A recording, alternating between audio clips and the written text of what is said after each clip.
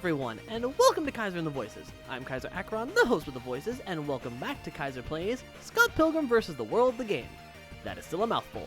Last episode, we took down Todd Ingram and Roxy Richter, and in this episode, we are taking down Ken and Kyle Katayanagi. Yes, we are getting a twofer because technically, as is said in the movie, Ramona dated twins at the same time. And yes, she friggin' did. Now, in the comics, it goes into more detail, but first, we're going to avoid a lot of this. Subspace! Yeah, there's a shortcut right at the beginning of this level, so do yourself a favor, take it, get through half this level, and don't even worry about it. Now, I do want to bring up a little something. Take a look at my live counter. I decided to just basically kill myself. Not in that way, but I basically went into this level, let them basically take me down because there was no way I was going to be able to beat this regularly. So I figured recharge my lives, come into this fresh, so that way we can just go through this and not have to worry too much. So yeah, that's why my live counter is at 3 and I'm at full health. So yeah, just figured to let you know because I know you guys are going to be like, hey, why you got more lives now? Why don't you got the 0? Because I didn't want to start this level with 0. Does that make sense? I hope so. Anyways, let's focus on getting the money in this area because you will get money. And this particular subspace reminds me of the movie where basically Scott's having the dream and he's in the school, and then when he runs to the door and opens it, it's Ramona at the door with the package he ordered. The package he literally ordered just to see Ramona again. So yeah. Anyways, back to the twins. In the movie, I'm gonna be honest, they're definitely underutilized. But I mean, with everything else that had happened to that point, you know, there really wasn't much to be done. You know, they were literally just a bridge to get to Gideon. But here, and in the comics, there's much more significance with them. Because, oh good lord, do the twins have purpose in the books. And to explain that, essentially, Ramona dated both of them at the same time and sort of played them against each other. You know, they hated each other at that point, but because they discovered Ramona's, you know, bad ways against them, they basically united and made a vow to never, you know, go against each other again, which is why the two are so united in the books.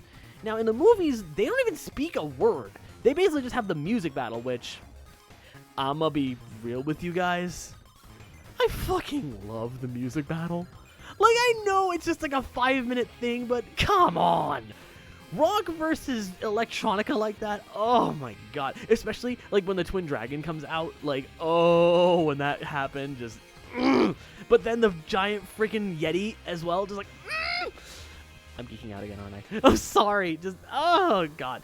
I know the movie definitely doesn't do the comic as much justice. They did what they could, but just, there are some moments in the movie that just, Oh yeah, and robots. That's a thing now. We're fighting robots. Because yes. Now in the comics, these two are, you know, basically engineers as well as, you know, musicians. So yeah. The robot thing does become a point of contention. Like, basically, these guys are going to parties, and the Katayanagis show up at each one of them and bring new robots. But yeah, this is also, like, in the comics at least, where Knives basically starts questioning things, and it makes things very tense for Ramona and Scott as well. Not gonna spoil it, but there you go. And there's Gideon in the background, just kind of surveying everything. So yeah, let's just say the Katayanagis in the comic are basically where things get really kind of tense. You know, because there's a lot of action in the comic, but there's also a lot of drama. The Katayanagis bring the drama. Like, that entire book is nothing but more dramatics. Now, there are some cool fights, and, you know, Scott fighting the Katayanagis is awesome. But yeah, you're probably noticing I'm neglecting to bring up the Roxy fight. Now, the movie fight was kind of cool because basically it was Ramona doing the fighting, even though in the end Scott is the one who has to defeat her because in the movie it's a league game. I don't know if that applies to the comic as well. I would have to reread it. I haven't had the chance to because it's all packed away. But essentially, Scott has to be the one to take them down. So yeah, Scott does take down all the X's. Okay, gotta go shop first. But yeah, no. In the comics, that's where we get the Power of Love sword, which in the movie comes in at the last fight, but I'll get to that when we get to Gideon. Alright, let's take the Tropical Punch to go, which honestly just looks cute, the little martini glass. Alright, I think we're good. Anyways, let's focus on the Karianagis right now. Let's focus on taking them down, because now we gotta go upstairs and avoid giant hands. Yep. If you thought you weren't gonna see giant robots in this game, you're wrong. You're so wrong. Also, I do love the pumpkin heads and the Gundam heads. Like, they're just cool. Alright, anyways, let's just go up these stairs and try not to die, because, yeah, basically, if you let the hands hit you while you're on the stairs, you will fall and take damage. But what is causing this? Oh, I don't know. Maybe a giant robot? A super fighting robot? If you heard the Mega Man theme song as well, I am so sorry. It's in the game! What can I do? But no, basically, the Karianagis have a giant robot that they use to fight you. It shoots missiles. It slams you down with its hands. It has a laser in its eyes. And also, a small detail I never noticed until, like, my older years. Basically, the K's on the shoulder pads, I feel kind of dumb not noticing it now because it's so obvious. But it was right there. Like, look, you can see one K on the right and an opposite K on the left. They literally branded their robot. It's kind of cool. It's those little details looking back that you never notice that are so fun to analyze. At least in my opinion. Oh yeah, they also do this clap thing. Now, when you get hit, if you look at the cockpit, essentially you will see them kind of like laugh. So I'm going to allow the hand to hit me after avoiding this laser, which honestly just screams Dragon Ball Z. I know it's a Gundam thing as well, or like any giant robot thing, really. But still, we didn't get this in the comics. This is a like game exclusive thing. So yeah, see there how it's like lighting up, the robot's even smiling. Essentially, they're just laughing behind the cockpit. Oh yeah, I forgot about the flamethrower. Which honestly is just creepy looking. It's like its jaw is literally being held by strings. So yeah, just beat the hand, and then you'll see this. They're freaking out, and the head just detaches. Which is a nice little detail. So yeah, they fly over to their little, like, the hut over there, the little house, otherwise known as the Dragon's Den. Now, this has a really cool auditory thing, where as you're going through the den, the music starts off quiet. But as you approach the main room of the den, the music gets louder. Like, that's honestly a cool little feature that at first you're gonna miss, but as you notice the music getting louder, like, huh, that's interesting. Now, when you have the soundtrack to the game, you're not gonna get that effect. But here in the game, it's just nice. As someone who studies audio and loves, you know, like, recording stuff and sound effects and music, you know, it's honestly just a nice little detail that they threw in. And it makes sense, you know, you're getting closer to their den. You know, it all kind of clicks together, really. So, yeah, I think it's honestly a cool little thing. Also, these dudes with the red shirts, screw them. I don't like these guys. These guys are the most annoying enemy to fight. Why? Their defense. The guys have the worst defense. Like, they can block anything. And it's annoying. So, yeah, just pop them in the face. Just give them an old pop. So, yeah, also, spike pits, dragons that spit fire, flying bits. This level has a little bit of everything for everybody, as well as a lot of damage to be taken. So, yeah. And, of course, he's got his own group of flunkies. Because, of course. But still. Let's just get through this den, and let's get this over with, shall we? But yeah, no. I must say, though, the music battle in the movie is choice. But I do love the symbolism in the book with these guys. You know, like, I do love the deeper meaning of the Karianagi twins that is introduced in the book. Now, of course, in the game, you can't really do that, because this is more of a simple arcade brawler. But I do love that they try to keep that symbolism alive with their boss fight. And you'll understand why when we get there. And I promise I'm going to try not to kill them too quickly, so that way we can show it off. Because I'm kind of powering through it. I even bumped this up to Supreme Master. So, yeah. Okay, just gotta wait for the fire. Not yet. Jump. Trying not to overshoot it, because once you're on higher levels, you can overshoot jumps like that. Ramona, what happened to you, girl?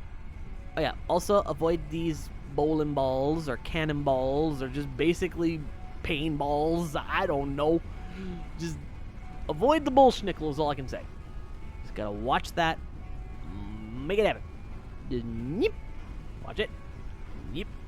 Go down and up and all around. Just avoid the balls. Alright. Let's keep moving, and hey, those statues look a little weird, don't they? Of course they do. They're disguises. They're lies. Alright, so let's just take these guys down. Just smack them. Smack them with a stick. Smack them with a stick. That's all you gotta do, just smack them with a stick. Honestly, it doesn't even look like a stick. It looks like a freaking, like, baton. I don't know. Alright. Okay. How about no? How about no, good sir? Alright, just bap. I do love seeing them kind of go skyrocketing when you hit them with the special moves. Which, there are special moves that you get later on. Like, when you're maxed out, you get one special move, but there is a secret store in the next level that gives you the second special move. So, keep that in mind. Don't worry, we'll be showing that off. I promise.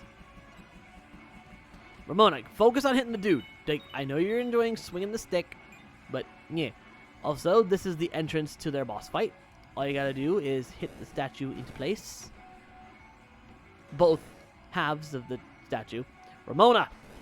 I understand it's fun to float. But yeah, once the door opens, like, you can actually hear the music clearly. That is such a cool detail. Like, it's so simple, yet it's so awesome. Also, I do love that the statue here essentially is both the twins, and it works so well as like a key thing, considering their unity. And here is the twins' lair, which I love this organ. It's such a cool little thing. Also, that is literally every Music Maker setup at this point. So yeah, Kyle and Kevin Kadenagi. I thought it was Ken. Oh well. But still, in this case, you have to fight both of them. Now, you only have to beat one to beat the level, but there is an achievement where if you beat both of them at the same time, you get it. And yes, they do have combo attacks, so keep that in mind. Now, I'm going to attempt to beat them both at the same time. Not likely. And yes, that spin kick, I believe, is a reference to Street Fighter. Oh! I didn't intend to do that. They killed me, and I killed them. I guess you could consider that the double death? I don't know, but either way, it's done. And with that, Kyle and Ken are done, and that's technically 2 X's for the price of 1, so there's only 1 left, and that's Mr. Graves. But if you know the comic, you know it's not the full story, because this particular end screen gives us a hint as to what's next. And I don't usually end things early like this, but I think I'm going to end things early this time, because the next 2 levels are the final ones in the game, and with what's coming, I want to make sure I'm ready. So tune in next time as we go to the 6th level of the game, the graveyard. Or the park, technically, but we're going to end up in a graveyard anyway, as you can clearly see from the level itself. But until then, thank you all so very much for watching. If you enjoyed this, please leave a like and a comment in the boxes below. Let me know your favorite moments from this episode. Sorry it's a little on the short side, but I got my reasons. Also be sure to subscribe, hit the notification bell, and make sure all notifications are turned on, so that way you know when we're facing our inner demons. Also, share this video around. Continued viewership and support is greatly appreciated. And of course, a very special thanks to the Tier 2 and Tier 3 Patreon supporters. Those being Sebastian Canino, Aaron Lena, iShipIt88, Jesse Barbo 6, Panda475, Nagi Oki, Silver Fox MC, Jay Zolman, Angelique De La Rouge, Mighty Chlorophyte, Honor Higgins, Jesse Alvarez, Horizon Dreamer, Happy Haunts 999, Grimmy Leon, Zodiac Demirs, Ruby the Wolf, Harley Wolf, and Katie Honey Jade.